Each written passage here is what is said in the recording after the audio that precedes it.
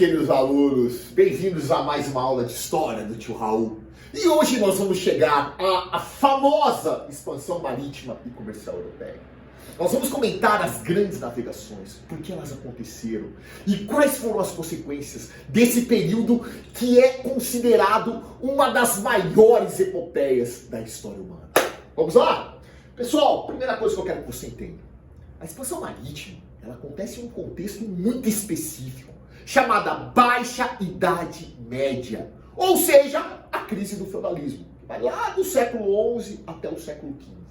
Só para vocês lembrarem, a Europa, a partir do século V, que é chamada de Idade Média, ela vira um grande feudo, economia agrária, de subsistência, ausência do poder estatal, sociedade extremamente estratificada, a famosa sociedade de ordens. Esse conjunto permaneceu por praticamente 5 séculos. No século X, século XI, a coisa começa a mudar. Por quê? Nós vamos ter um movimento na Europa chamado Renascimento Urbano e Comercial. E é esse renascimento urbano e comercial que faz surgir a classe fundamental para que a expansão marítima acontecesse. A famosa burguesia. A burguesia não era só uma classe de comerciantes. Era uma classe ávida por novos mercados. Ela queria um processo diferente. Ela queria uma expansão marítima.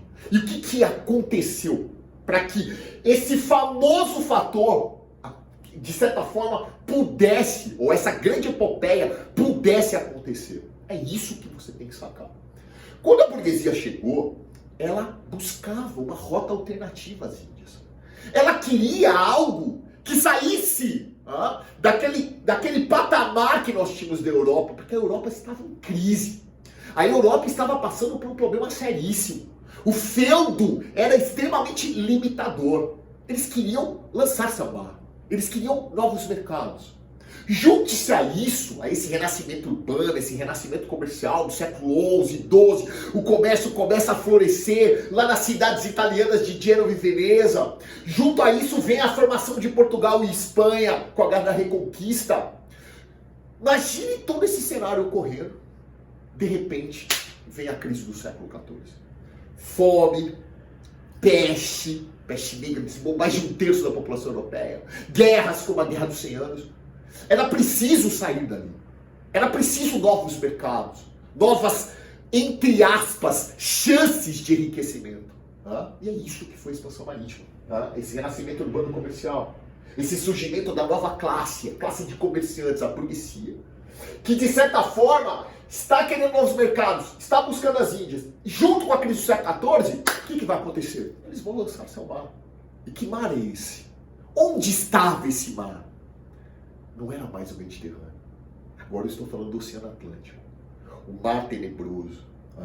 O imaginário europeu nessa época é impressionante. Eles viam o Oceano Atlântico. Bom, primeiro que eles tinham a noção que a Terra era um planisfério.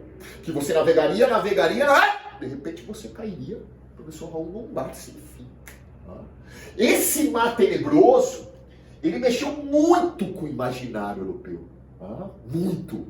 Poemas como do Fernando Pessoa, por exemplo, do Mar Salgado, lembra? Ó mar salgado, quanto do teu sal não são lágrimas de Portugal. Quantos que por ti cruzaram, quantas mães ficaram por chorar para que fosses nossos ao mar. Tudo vale a pena se a onda não é pequena. Quem passar além do bojador, passará além da dor. Porque Deus ao mar o abismo deu, mas dele espelhou o céu. Olha que coisa linda, fantástica, não é? O mar tenebroso, eles viam monstros marinhos. Eles tinham seres imaginários. Eles acreditavam nisso. Busca de Eldorados, de paraíso. Isso tudo é muito cobrado pelo Enem. Isso tudo faz parte do imaginário europeu. E essas figuras, esses seres, de certa forma, ao mesmo tempo que afugentavam alguns, inspiravam outros.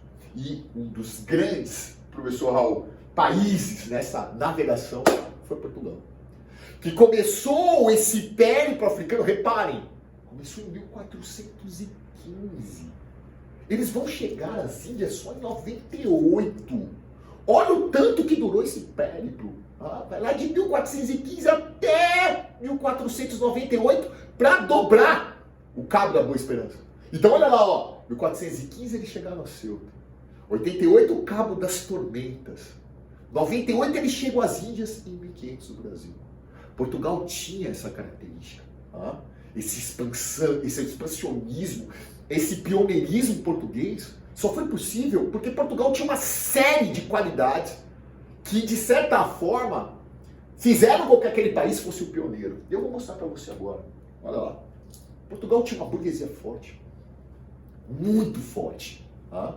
Que nasceu já com uma característica diferente dos outros países, que foi a união com o rei.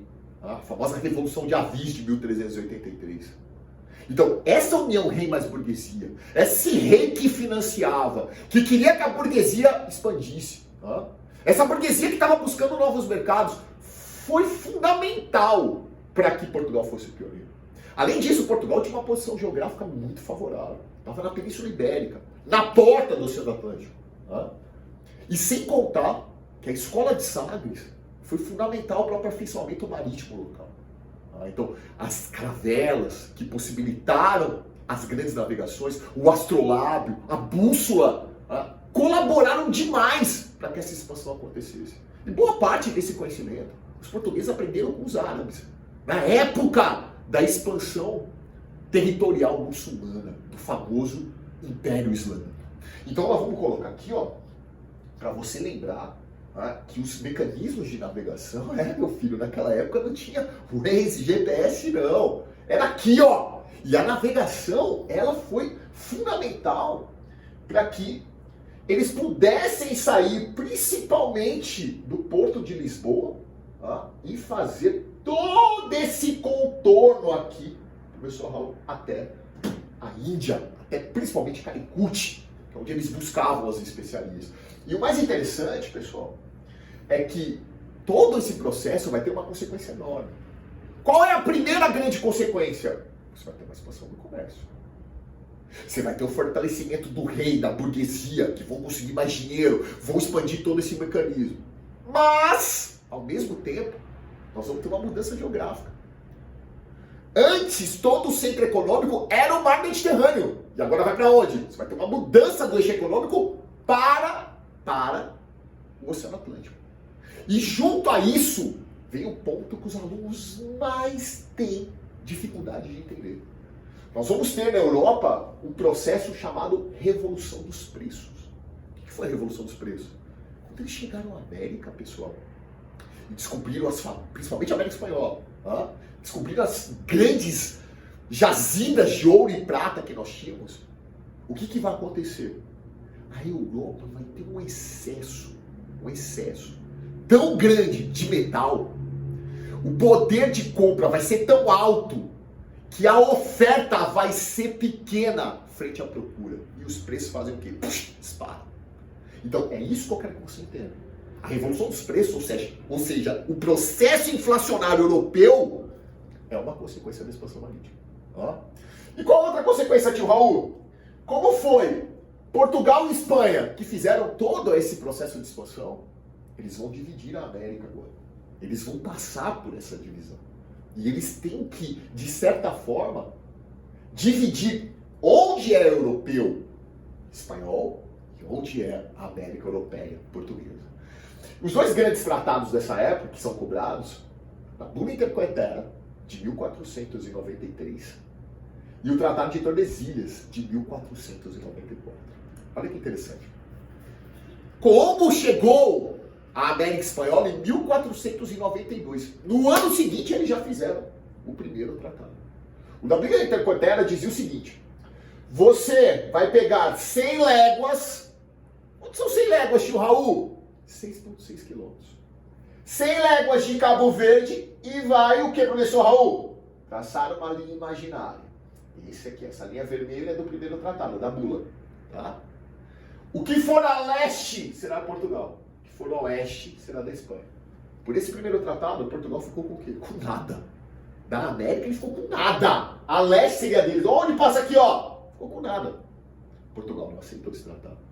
Agora olha o detalhe. Portugal não aceitou o tratado em 1493. O Brasil só foi descoberto em 1500, teoricamente. Então, esse tratado é a prova que Portugal sabia estava no Brasil. Aí foi feito o segundo tratado, que eles já mudam a distância de forma gritante. Ao invés das 100 léguas, 370 léguas. E o Brasil vai ficar com um pouco mais de 60% do território que nós temos hoje. Esse Tratado de Tordesilhas vai ser o mais importante tratado e vai vigorar até o Tratado de Madrid de 1750. Tá? Esse ponto é fundamental para você entender essa parte final da expansão marítima, porque é uma consequência dela. E por fim, pessoal, não podemos esquecer as navegações espanholas, que apesar de não terem iniciado, não foi a pioneira como foi Portugal, não se iniciou tão rapidamente, mas eles chegaram à América anteriormente. Então aqui você tem, professor Raul, a Guerra da Reconquista como ponto fundamental. Finalmente, quando eles expulsaram os mouros, os árabes, da região, professor Raul, que onde se encontra hoje a Espanha, eles começaram a expansão. Cristóvão Colombo é o grande nome, em 1492 ele chegou à América. Fernão de Magalhães dobrou o famoso estreito, o Cabo de Magalhães ao extremo sul da América. É um ponto fundamental também para você guardar. E claro, a expansão marítima espanhola vai dar início às colonizações da América Espanhola, que é o tema de uma próxima aula, depois de expansão marítima. Tudo bem? Pessoal, essa foi a aula de expansão marítima. Guardem os pontos principais: o pioneirismo português e as consequências da expansão, que vão mudar para sempre a história, tanto da Europa quanto da América. Um abraço, pessoal!